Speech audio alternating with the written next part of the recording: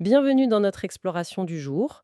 On va se pencher sur une recherche scientifique spécifique publiée très récemment. Mhm. C'est dans le Journal of Sport Science and Medicine. L'article est de Hayoung Ju Jion et ses collaborateurs. Le titre est Impact of fatiguing exercises on movement strategies in chronic ankle instability, lateral ankle sprain copers and controls. Oui, un titre assez parlant. Voilà. Et on mettra bien sûr tous les détails, le DOI et tout ça dans les notes pour ceux qui veulent aller voir. Alors, notre objectif aujourd'hui, c'est de décrypter un peu comment la fatigue, bon, la vraie fatigue, hein, celle qu'on ressent après un effort sportif intense, Oui, la fatigue fonctionnelle. exactement. Comment elle modifie la façon de bouger chez les personnes qui ont une instabilité chronique de la cheville, on va dire ICC pour aller plus vite. Oui, ICC, c'est le terme consacré. Et l'étude, elle est intéressante parce qu'elle compare ce groupe ICC à deux autres groupes. D'abord, les COPERS. Les coppers, oui, ceux qui s'adaptent bien après une entorse. C'est ça, ils ont eu une entorse, mais ils s'en sont bien remis, sans séquelles d'instabilité.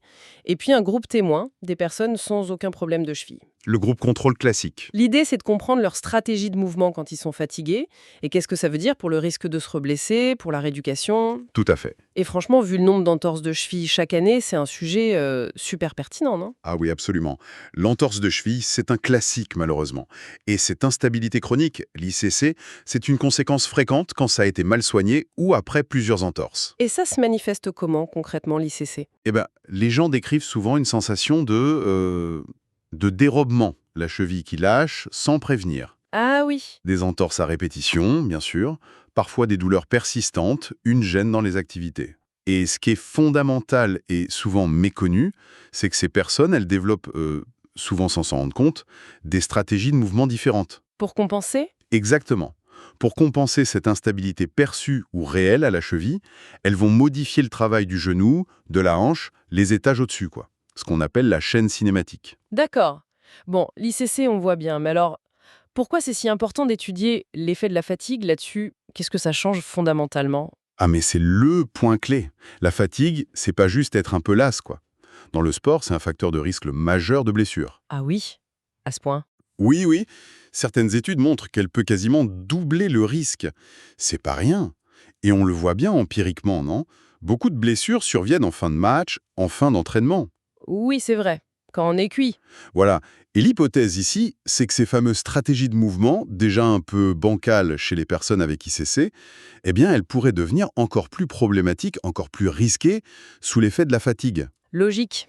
Et ce qui rend cette étude particulièrement intéressante, je trouve, c'est leur façon d'induire la fatigue. Ils n'ont pas juste mis les gens sur une machine pour fatiguer un seul muscle, comme on voyait parfois. Non. Qu'est-ce qu'ils ont fait? Ils ont créé un protocole d'exercice qui mime vraiment les efforts d'un sport. Des sprints, des changements de direction, des sauts, un truc beaucoup plus réaliste, beaucoup plus proche du terrain. Ah, ça c'est malin. Pour voir l'effet global, quoi. Mais alors, avant de plonger dans les résultats, comment ils ont fait exactement? C'était quoi le design de l'étude? Qui a participé? Alors, c'est une étude qu'on appelle transversale, mais avec des mesures répétées. En gros, on regarde différents groupes à un moment donné, mais on mesure leur performance avant et après un protocole de fatigue. D'accord. Ils ont recruté 60 personnes, toutes actives physiquement, réparties en 3 groupes de 20. 20 avec ICC, 20 coppers, donc ceux qui ont bien récupéré d'une entorse, et 20 contre le sein. Et ils étaient similaires en âge, etc., pour pas fausser les comparaisons. Oui, tout à fait. Ils ont bien vérifié ça. L'âge moyen tournait autour de 27 ans, taille, poids, comparable. C'est important pour la validité. Et l'appartenance à chaque groupe était bien définie, hein, avec l'historique des blessures et des questionnaires spécifiques validés scientifiquement. Ok. Et la tâche qu'ils devaient faire pour analyser leurs mouvements? C'était un atterrissage sur une seule jambe. Ils laissaient tomber d'une petite plateforme de 30 cm. C'est le Single Leg Drop Landing. Classique en bioméca, ça. Oui, parce que ça demande beaucoup de contrôle, une bonne absorption du choc. Et pendant cet atterrissage, paf, ils mesuraient tout avec des capteurs 3D. Ils regardaient la cinématique, c'est-à-dire les angles des articulations, hanches, genoux, chevilles. Comment ça bouge? Voilà. Et la cinétique, là, ce sont les forces internes, les moments articulaires, en gros, comment les muscles travaillent pour contrôler ce mouvement. Et ça, ils l'ont mesuré avant et juste après le protocole de fatigue. Et ce fameux protocole de fatigue, il devait être assez intense pour être réaliste. Ah oui, rigolez pas. C'était vraiment conçu pour imiter l'intensité et la variété des efforts en sport. Il y avait des sprints avant, arrière, sur les côtés, des courses en L, des sauts latéraux sur une jambe, des sauts par-dessus des petits cônes et des tuck jumps. Des tac jumps. C'est quoi ça? C'est des sauts où on essaie de ramener les genoux le plus haut possible vers la poitrine, très vite. Ça demande pas mal d'explosivité et ça fatigue bien. J'imagine. Et ils devaient répéter ce circuit jusqu'à quand? Jusqu'à atteindre un état de fatigue jugé sévère, basé sur 2 critères cumulatifs.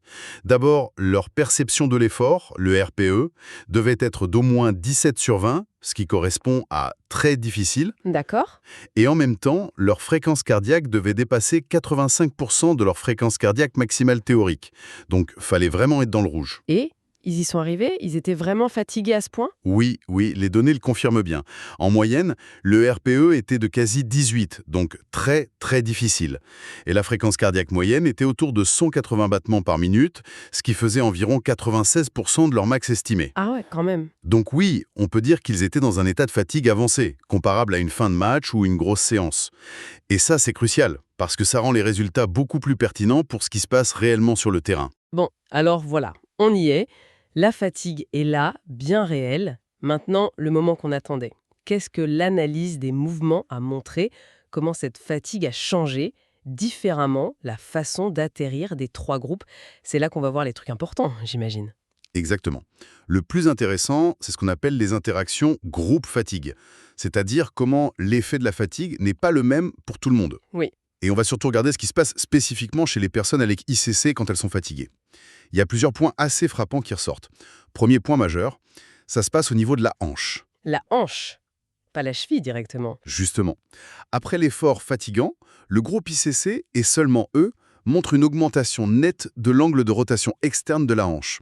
La cuisse qui tourne plus vers l'extérieur, quoi. Et aussi du moment de rotation externe, la force qui crée ce mouvement. D'accord. Et comment on interprète ça? L'interprétation, c'est une stratégie de compensation. On parle de stratégie dominante hanche. Face à la fatigue et à l'instabilité de leur cheville, ils utiliseraient plus les muscles de la hanche, notamment les rotateurs externes, pour essayer de verrouiller, de stabiliser toute la jambe, surtout sur le plan latéral, juste avant et pendant l'impact. D'accord, donc une compensation qui vient d'en haut pour essayer de gérer le problème d'en bas. Fascinant, mais est-ce que ça a des conséquences ailleurs? Sur le genou peut-être? Excellente question. Parce que oui, tout est lié. Et c'est le deuxième point clé. Les changements au niveau du genou. Toujours après fatigue, chez le groupe ICC, on observe une augmentation de l'angle en valgus du genou au moment de l'impact. Le valgus, c'est le genou qui rentre vers l'intérieur, c'est ça? Exactement, le genou qui a tendance à partir vers l'intérieur. Et ce mouvement pourrait être lié, en partie, à cette augmentation de rotation externe de la hanche dont on vient de parler. Ah oui. Le problème, c'est qu'un valgus important du genou, c'est un facteur de risque bien connu pour d'autres blessures, notamment la rupture du ligament croisé antérieur, le fameux LCA. Ah oui, là ça devient préoccupant si la compensation pour la cheville crée un risque ailleurs. C'est tout le problème des compensations en cascade, quoi. Mais attention, il y a une subtilité intéressante. Laquelle? Alors que l'angle en valgus, la position augmentée, le moment valgus, c'est-à-dire la force interne qui tend à pousser le genou dans cette position, lui, il a diminué chez le groupe ICC fatigué. Attendez, ça paraît bizarre. Le genou part plus vers l'intérieur, mais la force qui le pousse dans ce sens diminue. Comment c'est possible? Oui, c'est contre-intuitif au premier abord. Ça suggère une modification assez complexe du contrôle neuromusculaire quand on est fatigué. Peut-être une incapacité à générer la force musculaire pour contrôler activement ce valgus, ou une stratégie différente pour gérer les forces globales. D'accord. L'explication exacte reste à affiner, mais le message important, c'est que cette compensation à la hanche peut effectivement entraîner des comportements potentiellement à risque au niveau du genou. On voit bien l'interconnexion. Troisième observation marquante, un atterrissage globalement plus raide, plus rigide. C'est-à-dire? L'analyse montre qu'après fatigue, le groupe ICC atterrit avec moins de flexion de hanche. Et en même temps, les moments d'extension de la hanche et du genou, les forces qui tendent la jambe, sont plus élevés. Si on met tout ça ensemble, Moins de flexion, plus de force pour tendre, ça veut dire qu'ils amortissent moins le choc? exactement, c'est un atterrissage plus rigide. Les articulations plient moins pour absorber l'impact. Et un atterrissage plus raide, eh bien, Ça veut dire plus de force qui remonte dans le corps? Précisément, les forces d'impact sont potentiellement transmises de manière plus brutale à travers les articulations, les os, ça peut aller jusqu'au dos. Donc, risque potentiellement accru de blessures diverses, pas seulement à la cheville. Et enfin, quatrième point, et pas des moindres, ce qui se passe spécifiquement au niveau de la cheville. Surtout quand on compare le groupe ICC aux fameux Coppers, ceux qui s'en sortent bien. C'est très instructif. Alors, qu'est-ce qui diffère la cheville entre ICC et Coppers sous fatigue? Chez le groupe ICC fatigué, on voit une diminution de l'angle d'abduction de la cheville. Le pied pointe moins vers l'extérieur. Et aussi un moment d'éversion plus faible. L'éversion, c'est le mouvement qui s'oppose à l'entorse classique en inversion, quand le pied part vers l'intérieur. Donc, moins de mouvements protecteurs chez les ICC fatigués, si je comprends bien? Ça suggère une capacité réduite à stabiliser activement la cheville dans le plan frontal et à prévenir ce mécanisme d'entorse en inversion quand ils sont fatigués. Et les Coppers? Ils font quoi, eux? L'inverse. C'est ça qui est fascinant. Eux, ils font exactement l'inverse. Sous fatigue, ils augmentent leur angle d'abduction juste avant l'atterrissage et ils augmentent leur moment d'éversion juste après l'impact. Ah ouais? On pourrait vraiment voir ça comme une adaptation protectrice. Même fatigués, ils semblent capables d'accentuer les mouvements qui vont activement contrer le mécanisme d'entorse. Ils sécurisent mieux leur cheville en quelque sorte. Ok. Si je tente de résumer, les personnes avec ICC, quand elles sont